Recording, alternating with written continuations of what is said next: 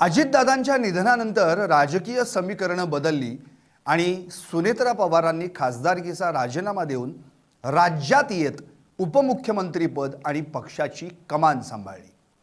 त्यानंतर अर्थातच दिल्लीत रिकाम्या झालेल्या जागी पार्थ पवारांची वर्णी लागली। आज पार्थ पवारांनी दिल्लीत खासदारकीची शपथ घेतली। यावेळी दादांचा वारसा घेऊन आणि दादांचंच जॅकेट परिधान करून पार्थ पवार शपथ घेताना दिसले। राजकारणात पवार या नावाचं वलय आणि बारामतीचं महत्त्व नेहमीच केंद्रस्थानी राहिलंय। गुरुवारी संसदेच्या वरिष्ठ सभागृहात म्हणजेच राज्यसभेत एका नव्या पर्वाची सुरुवात झाली। राष्ट्रवादी काँग्रेसचे नेते आणि दिवंगत उपमुख्यमंत्री अजित पवार यांचे सुपुत्र पार्थ पवार यांनी राज्यसभा सदस्यत्वाची शपथ घेतली। मात्र या शपथविधीची चर्चा केवळ एका तरुण नेत्याचा प्रवेश म्हणून झाली नाही, तर पार्थ पवार यांनी परिधान केलेल्या पेहरावानं संपूर्ण देशाचं लक्ष वेधून घेतलं। शपथविधीसाठी पार्थ पवार जेव्हा सभागृहात दाखल झाले तेव्हा सर्वांच्या नजरा त्यांच्यावर खिळल्या। पार्थ यांनी पांढरा कुर्ता पायजमा आणि त्यावर अजितदादांचं शैलीदार गुलाबी जॅकेट परिधान केलं होतं। अजित पवार यांच्या हयातीत हे गुलाबी जॅकेट त्यांच्या राजकीय ओळखीचा एक अविभाज्य भाग बनलं होतं। आपल्या वडिलांच्या निधनानंतर त्यांचा राजकीय वारसा पुढे नेण्यासाठी पार्थ सज्ज झाले आहेत, हेच जणू त्यांनी या पेहरावातून सूचित केलं। राज्यसभेचे सभापती राधाकृष्णन यांनी पार्थ पवार यांना शपथ घेण्यासाठी पाचारण केलं। यावेळी पार्थ पवार यांनी अत्यंत आत्मविश्वासानं इंग्रजी भाषेतून खासदारकीची शपथ घेतली। ईश्वराला स्मरून त्यांनी संविधानाप्रती निष्ठा व्यक्त केली।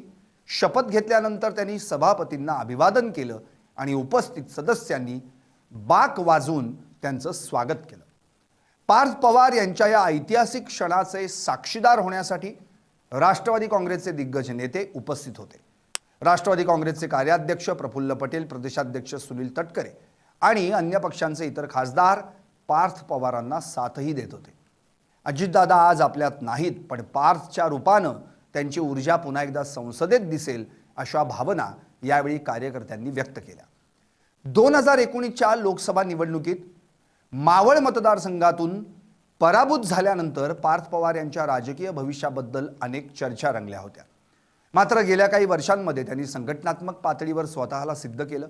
अजितदादांच्या आकस्मिक निधनानंतर बारामती आणि राष्ट्रवादी काँग्रेसची मोठी जबाबदारी पार्थ यांच्या खांद्यावर आली। राज्यसभा खासदार म्हणून त्यांची झालेली निवड ही त्यांच्या राजकीय कारकिर्दीतील सर्वात मोठी झेप मानली जाते।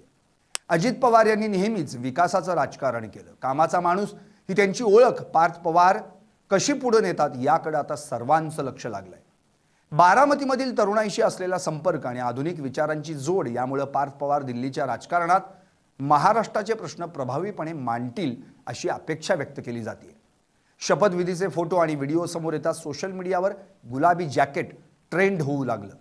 दादांची आठवण आली। वारसा फक्त रक्ताचा नाही तर विचारांचा आणि शैलीचाही असतो, अशा कमेंट्स समर्थकांकडून केल्या जात आहेत। विरोधी पक्षातील नेत्यांनीही पार्थ पवारांचं अभिनंदन करत त्यांना पुढील वाटचालीसाठी शुभेच्छा दिल्या। पार्थ पवारांचा हा शपथविधी केवळ एका जागेची पूर्तता नसून अजित पवार यांच्या पश्चात राष्ट्रवादी काँग्रेसला मिळालेली नवी दिशा असल्याचं राजकीय विश्लेषकांचं मत आहे। आता संसदेचा हा तरुण आवाज महाराष्ट्रासाठी काय साध्य करतो हे पाहणं महत्त्वाचं ठरेल। आगामी काळात राष्ट्रवादीला पुढे नेण्यात पार्थ पवारांची भूमिका नेहमीच निर्णायक ठरेल, यात शंका नाही। Bureau report, LS Marathi.